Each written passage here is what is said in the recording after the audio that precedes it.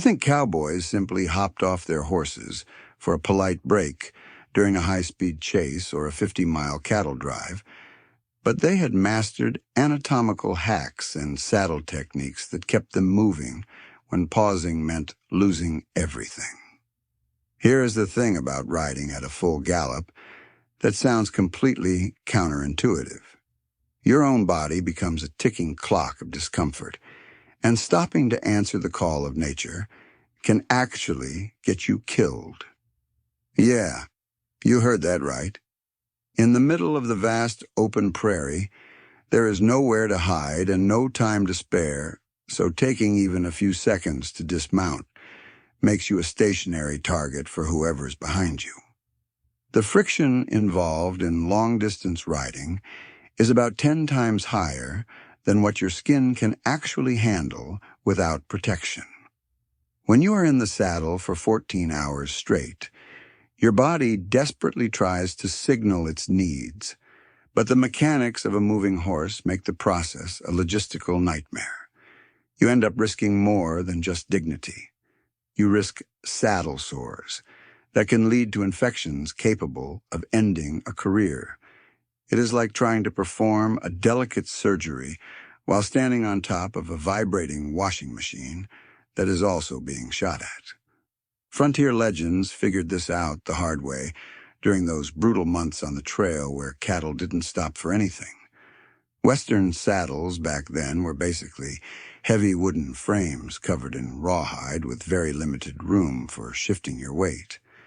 Leather was expensive and took up massive amounts of space on a pack mule, so riders had to choose between carrying extra gear or maintaining personal comfort.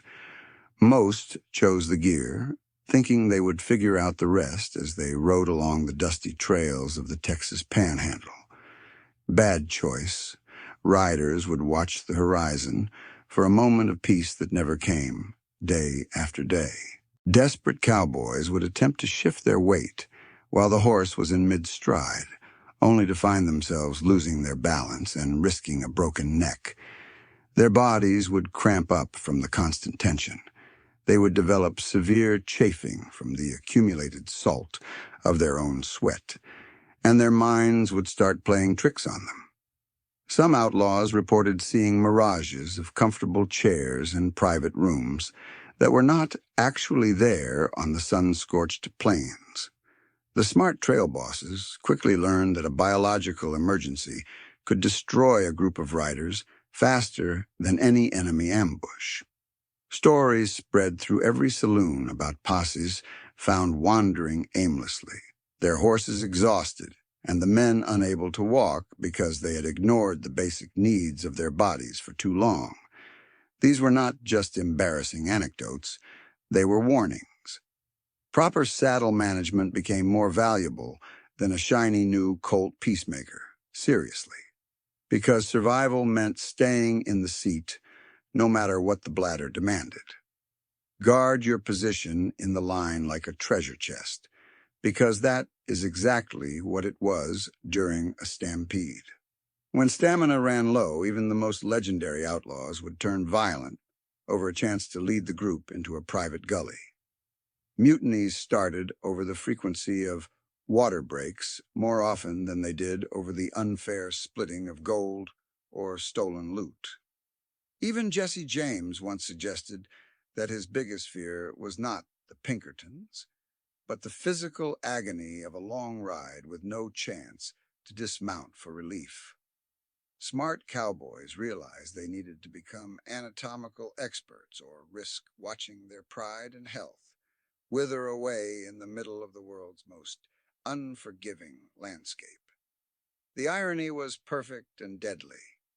They spent their lives chasing freedom and open spaces, but the most restrictive thing in their lives was the very saddle they called home. Water meant survival, but managing how it left the body meant the difference between being a legend or a footnote in a dusty graveyard. But here is where the real frontiersmen got creative. They started developing tricks that would make a modern stuntman impressed.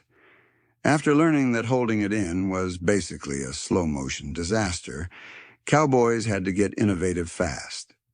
Their first instinct was to look for a thicket or a rock to hide behind. But you could not just stand there with your horse running away like a confused animal. Smart riders rigged up elaborate leaning techniques using whatever leverage the saddle offered them. Stirrups and pommels became giant handles, allowing them to lean dangerously far to one side while the horse maintained its rhythm. The trick was positioning your body just right so that the horse wouldn't spook or trip while you shifted your entire center of gravity. Makes sense, right? But here is where it gets interesting, though. Cowboys quickly discovered that using standard denim trousers was like trying to work through a wall of buttons while wearing thick leather gloves. Gross, right? So they developed a specific way of wearing their gear, loosening their belts, and adjusting their chaps long before the emergency hit. This meant precious seconds saved and a much lower risk of an accident that would ruin their only pair of clothes for a month. Then there were the chaps themselves. Cowboys became surprisingly good at improvised tailoring, creating openings and fringes that allowed for quick access without removing the heavy protective leather. These makeshift systems could save a rider's dignity during a single chase, but some outlaws got so good at it that they could perform the Texas lean during a full tilt escape. But wait, it gets weirder. When the weather turned cold or the chase entered the high mountains, desperate riders turned to wool padding.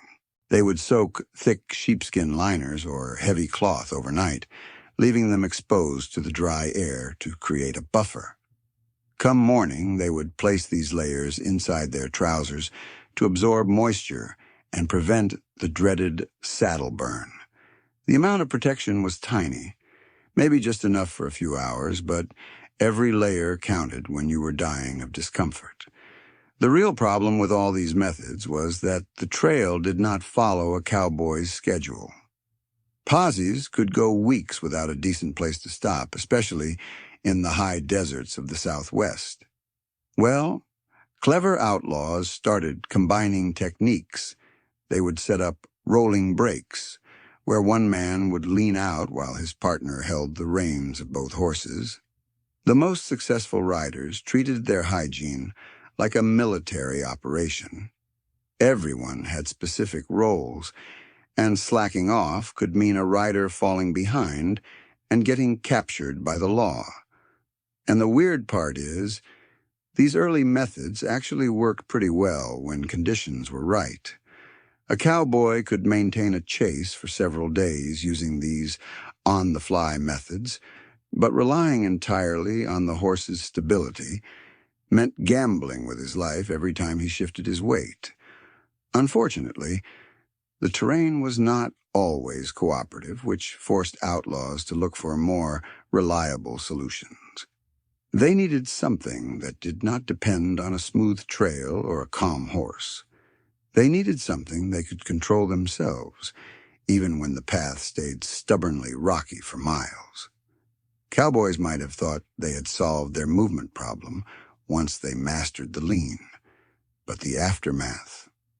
That was a nightmare wrapped in leather and sealed with the dust of 1,000 hooves. Every long-haul rider carried the scent of the trail, and yes, that is a polite way of saying they smelled like a walking disaster. These were not your garden variety hygiene issues either. We are talking about permanent skin damage caused by the salt crystals in dried urine. But here is where things got disgusting fast. Moisture sitting in heavy leather trousers did not just stay moisture for long. The leather itself would start to rot from the inside out, turning a cowboy's protective gear into a slimy, foul-smelling mess that felt like sandpaper. Bacteria absolutely loved these dark, moist environments and threw parties that would make your skin crawl off your bones.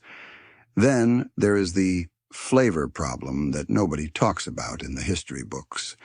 These saddles were not brand new. They had been used for storing everything from salted pork to damp tobacco. Your riding gear would pick up hints of whatever lived in that leather before, making the smell almost unbearable. One day you are riding through sagebrush that smells like heaven. The next you are trapped in a cloud of rancid grease and old sweat. Makes sense, right? Leather absorbs everything like a thirsty sponge. Cowboys discovered the hard way that their carefully managed biological needs would turn into a toxic situation within days, sometimes hours in the hot sun. The irony was brutal. You could survive a gunfight only to be taken down by a rash that made you unable to sit on your horse. Well, desperate times called for desperate measures. Frontiersmen were not exactly known for giving up easily, especially when their survival depended on staying in the saddle. They started experimenting, trying anything that might keep their skin from turning into a science experiment gone wrong. Some crews tried adding fine sand or dry cornmeal to the inside of their trousers, hoping it would absorb the moisture. Others rotated their undergarments, constantly moving cloth between their bags to let them dry in the wind while they rode. But these were just temporary fixes for a problem that demanded real solutions. And the weird part is, the answer was literally staring them in the face every time they looked at their campfire. The solution involved ash, chemistry, and a technique that would accidentally revolutionize how we think about frontier medicine. Cowboys were about to become accidental scientists, and their next discovery would change everything about long-distance riding forever. Cowboys were not known for their scientific breakthroughs, but desperate times called for desperate measures. When your skin is screaming in pain and your clothes feel like they are made of acid, you get creative fast. Here is where things get interesting. Some clever scout figured out that wood ash could actually save his hide. They started deliberately rubbing fine white campfire ash onto the sensitive areas of their skin before a long haul. Sounds crazy? Well, this dry washing trick was pure genius disguised as a dusty mess. The process was simple but brilliant. Cowboys would take cooled ash from the previous night's fire and dust it inside their clothes. They would stop before the skin broke, leaving behind a layer of alkaline powder coating the high-friction areas. Then they would fill their pockets with extra ash and wait for the miracle to happen. And the weird part is, it actually worked. That layer of ash wasn't just dirt. It acted like nature's own deodorant and moisture barrier. The fine particles grabbed onto the moisture and neutralized the acidity that made skin go bad quickly. Think of it as the world's first talcum powder system, invented by guys who could not even spell the word chemistry. Cowboys noticed their ashed skin stayed dry and intact much longer. Instead of turning red and blistered after just a few hours, this treated skin could last days without becoming completely agony-inducing. The wood ash didn't just absorb sweat, it actually slowed down the growth of harmful microbes that thrived in regular damp leather. What makes this even more amazing is that cowboys accidentally stumbled onto something we still use today in various dry shampoo and hygiene products. Modern survivalists still use ash for similar reasons when soap is not available. Those desperate outlaws were not trying to be clean. They just wanted a body that would not fail them. The ash method spread quickly among trail crews because it actually saved lives. Word travels fast when you find something that keeps your group from being crippled by pain or infection. Trail bosses started ordering their men to collect white ash before every long journey. No, even this clever trick had limitations. Ash could not perform miracles once the skin was already torn, and the process used up precious time during the morning prep. Cowboys needed backup plans when the ash was not enough. Then there is something even more surprising. that they discovered about keeping their gear functional. They found that rubbing certain animal fats into their trousers created almost magical results that seemed impossible to believe. While cowboys were busy dusting their pants with ash and cursing at the sun, some clever hunters discovered something fascinating. Tossing a bit of rendered bison or bear grease onto the seams of their saddles was not just superstition. It was accidental genius. Those greasy patches were not there for luck. They were there for survival. Here is what happened. Riders noticed that leather treated with heavy animal fat stayed flexible longer. The moisture didn't soak into the fibers as fast. It didn't smell like a swamp after a week in the rain. Makes sense, right? Well, cowboys didn't know they were dealing with one of nature's most powerful waterproofing agents. Animal fat seals the pores of leather, not some of them, but most of them. Modern science proves this works because the long-chain fatty acids create a barrier that repels water-based liquids, essentially destroying the path for moisture before it can penetrate the hide. Cowboys stumbled onto this centuries before anyone understood molecular bonding. They just knew their saddles lasted longer when heavy grease sat on the surface. But here is the weird part. Some riders swore their grease-treated gear felt cooler too. More breathable. Less like riding on a hot plate mixed with regret. Cowboys would argue over which animal fat worked best. Bear grease was popular, though nobody could explain why. Maybe it was thicker. Maybe it was just frontier psychology at work. The really smart outlaws hoarded rendered fat specifically for gear treatment. When food ran low, they would still keep their grease tin full. Coffee could disappear, tobacco could vanish. But grease? That was life or death for a man who lived on his horse. Real treasure meant staying functional, long enough to reach the next town. Then there is the practical side. Grease was easy to apply even while riding. Unlike other treatments that required boiling or soaking, you just rubbed it on and kept going.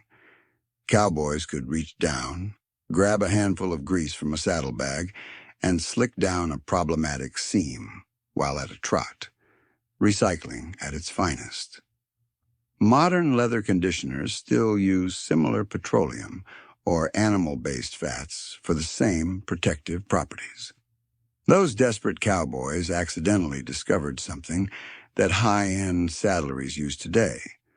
Not bad for guys who thought a bath was an annual event. Of course, grease was not perfect. It could not fix a saddle that was already falling apart. It worked best as prevention, not a cure. Smart cowboys learned to treat their gear immediately, not wait until the leather started cracking. The grease trick spread through the frontier faster than rumors of a gold strike. Captains who ignored this method often found themselves dealing with crippled horses and men who could not move. But even grease had its limits when the humidity reached 100% and the rain lasted for weeks. That is when cowboys needed something more dramatic than ash and fat. While ash and grease helped keep skin and leather fresh, riders still faced their biggest nightmare, the biological reality of being human. Being surrounded by miles of empty desert, they still had to go. That is when the craftiest outlaws turned to what sounds like pure magic, turning a high-speed gallop into a moment of relief through surprisingly advanced coordination. The process, known as the saddle swing, was not new, but cowboys had to get creative with horse training. Train the horse to ignore the shift, catch the rhythm, let the rider hang off the side, and boom! The horse keeps running while the rider does his business. Simple in theory, absolutely brutal in practice when you are rocking on uneven ground with limited visibility. Every second spent in that awkward position was a second where one wrong hoof fall could start a disaster. Cowboys had to balance the need for speed with the risk of falling under their own horses' hooves. Talk about high-stakes acrobatics. The coordination problem was massive, too. Every muscle used for the swing was a muscle that could not be used for steering or drawing a weapon. Some outlaws got so desperate, they started using specialized belts and ropes to tether themselves to the saddle horn. Anything that would generate enough stability to let them lean out. The smell must have been absolutely terrible during those long mountain crossings. Then there is the timing issue nobody talks about. These homemade maneuvers worked incredibly slowly. We are talking maybe once every few hours if you were lucky, and the terrain was flat.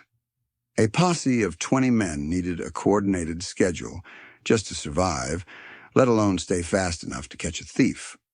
Smart leaders learned to time their swings perfectly. They would fire up the group's effort during downhill stretches, when the horse didn't have to work as hard, making it easier to manage the balance. Some groups even took turns staying vigilant, while others performed their maneuvers. The coordination they used often came from months of working together on the trail.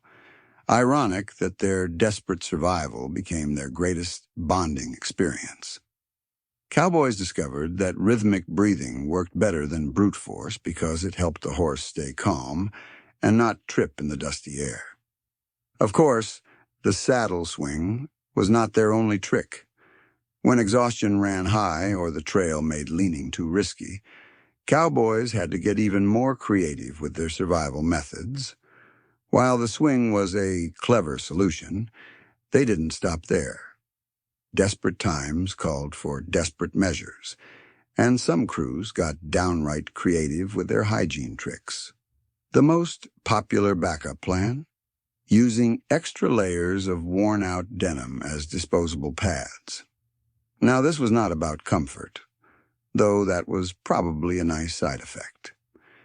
Cowboys discovered that stuffing a bit of old cloth or soft buckskin into their gear actually slowed down the friction that made skin taste like a salt mine. The cloth acted like a sponge, keeping their precious skin dry for longer stretches at sea, or rather on the sea of grass. Smart, right? But cloth wasn't the only weapon in their arsenal. Some crews swore by adding dried moss to their gear bags. Moss's natural absorbency didn't just mask the discomfort, it actually fought off the moisture too. Cowboys would also toss in aromatic leaves when they could find them, or whatever herbs they had lying around. Mint, sage, anything that might cover up the funky smells brewing in those leather trousers. Then there were the really desperate filtration attempts. Picture a cowboy trying to strain his sweat-soaked clothes through layers of desert sand stuffed into old grain bags. Some crews used pieces of hard bread as makeshift sponges, believing the grain would catch the impurities. Did it work? Sometimes. Was it pretty gross? Absolutely. The weirdest concoction had to be what some scouts called trail coffee.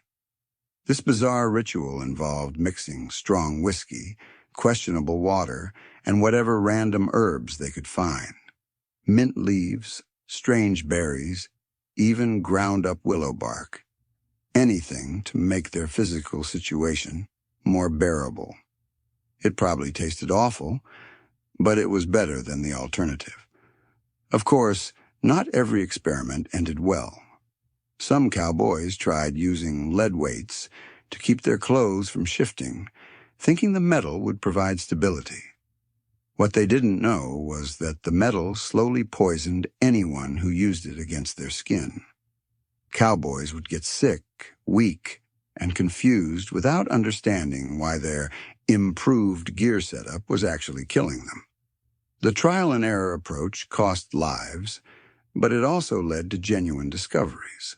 Cowboys were basically mobile laboratories, testing wild theories about survival while fighting for their lives on the open range. While these makeshift solutions kept many crews moving, the most innovative legends were already working on something far more ambitious.